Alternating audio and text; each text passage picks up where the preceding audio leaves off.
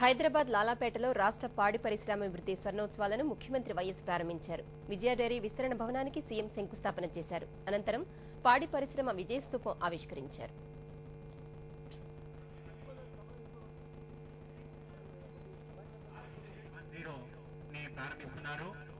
ఇది గ్రామ స్థాయి నుండి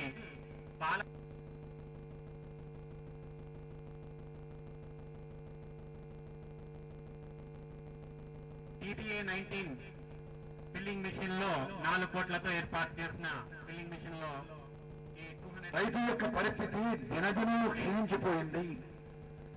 దాన్ని మళ్లీ పునరుజ్జీవింపజేసే కార్యక్రమం గడిచిన 3-4 సంవత్సరాలుగా జరుగుతోందనే విషయాన్ని మనం చూస్తున్నాం.